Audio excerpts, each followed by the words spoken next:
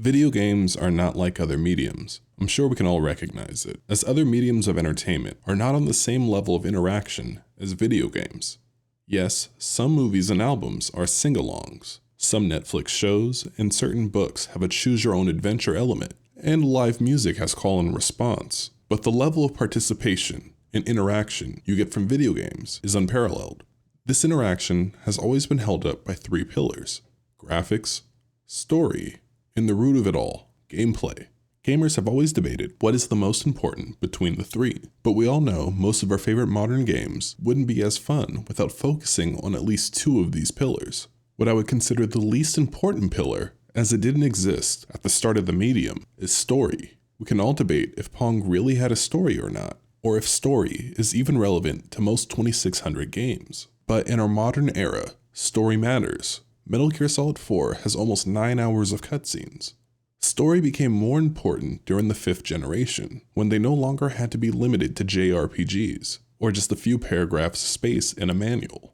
Disk and various compression techniques allowed for full motion video, meaning developers were finally able to place cutscenes into their games, combined with what was considered realistic graphics at the time, and we were all hooked. In this modern day and age, most of us still praise gameplay over story, but there are still a few games that are only serviceable in the gameplay department and are mostly experienced for the narrative, such as Last of Us. But those sorts of games are the exception and not the rule. Then we have gameplay, which to me is the core of all games. Depending on the genre of game, changes what a game should feel and play like. Here, no shit, Sherlock. However, for most games, we have a consensus for snappy movement, some level of predictability, and as gamers, we want to feel in control. Meaning, if we lose, we wanted to feel like it was our own fault, and not that we were cheated by a broken mechanic, janky controls, or some secret that the game is hiding from us. Gameplay is the foundation to all games, but in some ways, it's always been a bit at odds with the last pillar, graphics. Now, graphics is sort of the oddball in the bunch. This is what turns games from art and entertainment into technology. Movies use graphics as well, but we don't really see movies as technology, since they don't really require new hardware to view them. Any movie you can watch on any streaming service on your Roku can be viewed on an old CRT, as long as you have the right adapter. But games are different. We constantly need new console refreshes and graphics cards to keep up with the ever-growing improvements in graphics. These improvements are not just limited to the number of polygons or textures on the screen either. We have real-time lighting through ray tracing, higher resolutions, dynamic and even faster frame rates than the previous 60 frames per second limit that we were all used to. And now with the power of AI, we even have frame generation and upscaling. Now, I'm not a user of frame generation, as I'm still rocking an RX 570X from about 7 years ago, but I've seen it in action, and I'm honestly not much of a fan, but that's for later in the video. Now, gameplay and graphics are always at odds, because graphics can hinder gameplay through slowdowns, dips, and what we call poor optimization.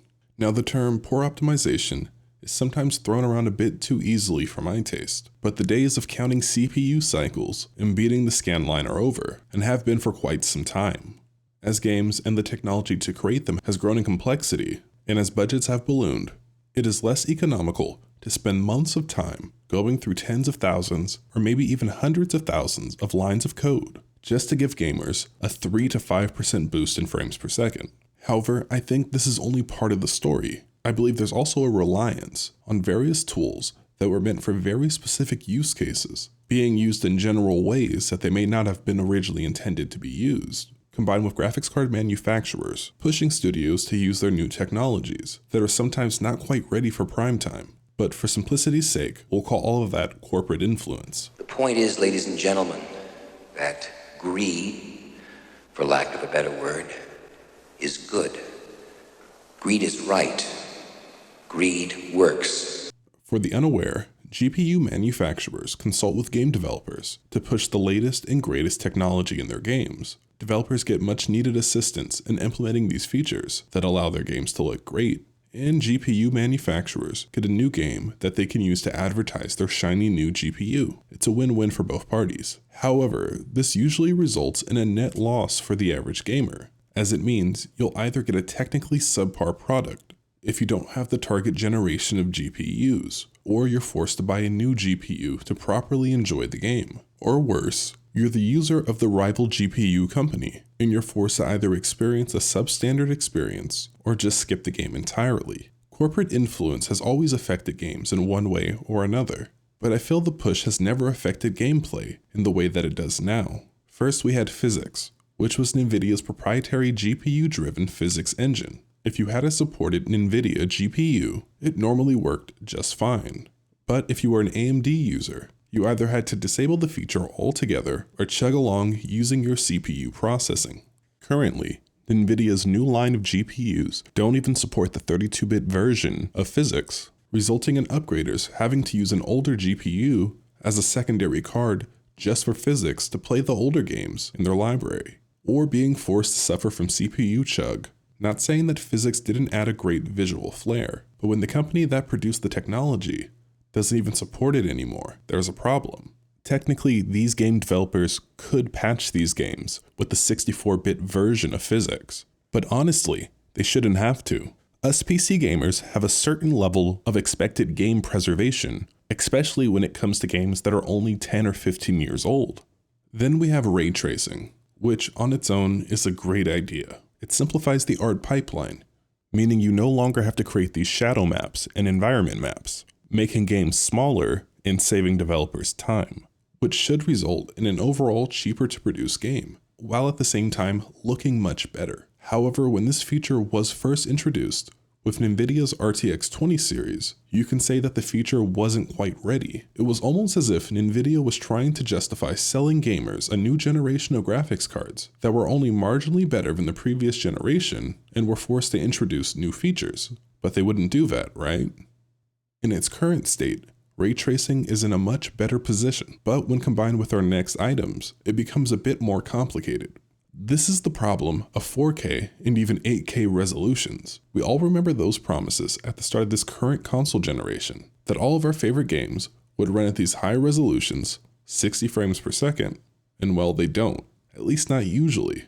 I mean, the clamor and the promise of these lofty goals is the reason why console games now have graphics settings similar to PCs, with many major games offering an enhanced mode, a performance mode, and then a balanced mode.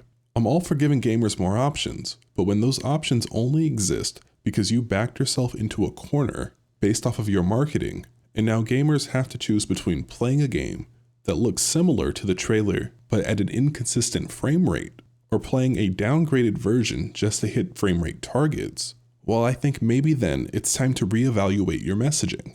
And then we have the cherry on top, the item that makes all these modern graphics possible, which is DLSS and FSR, which both upscales images and produces new frames using AI. The first generation of these tools were not very great, but after a few generations, they've gotten much better. However, the need for these technologies would not exist if there wasn't such high demands set for ray tracing and 4K resolutions, on top of 120 plus FPS, and all the other special eye candy these technology companies have been trying to promise and sell to consumers. AI upscaling can result in blurry and fuzzy images, and frame generation can create ghosting and does cause delay in input. The dependency on these features are so bad that Cyberpunk 2077, a game that was released over 4 years ago, does not even run at 30 frames per second when maxing out the settings on a 4090 at 4K when disabling DLSS.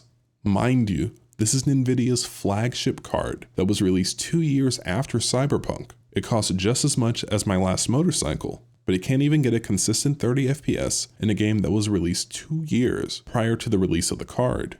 The MPG on my bike was higher than the frames you were getting from Cyberpunk without using AI. In theory, I love the idea of AI upscaling and frame generation for lower-end graphics cards. This should be allowing those who are gaming on a budget to participate in the full experience of these major releases, even though it would be slightly fuzzy and come at the cost of input delay. However, this is not the case.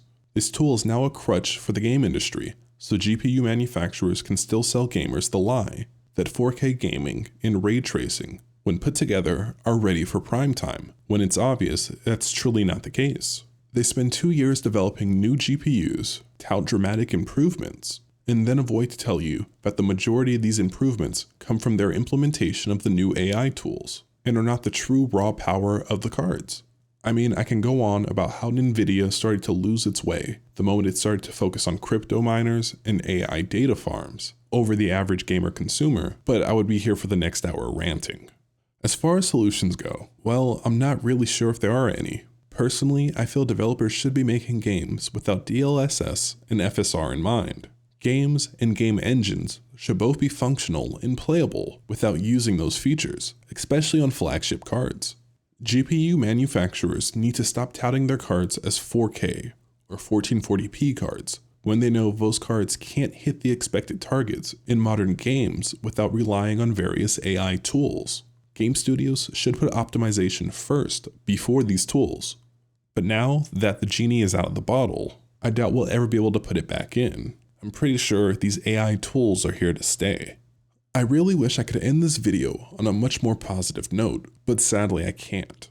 Graphics manufacturers and these AI tools are leading to a worse product and a worse experience for us all. If gamers are spending hundreds or thousands of dollars on a GPU, well then I think it should work as advertised.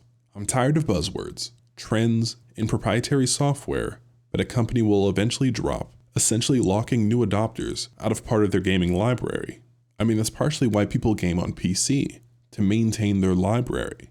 Maybe it's time we stop viewing games as boundary-pushing pieces of technology, and instead view them as entertainment and art, creating the best possible experience for the consumer instead of trying to help GPU manufacturers sell more chips and justify gamers spending hundreds or thousands of more dollars on an 8% performance boost from the previous generation just because it supports some new proprietary software. Anyways, that's all I got for today. Thanks for watching, and thanks for your time.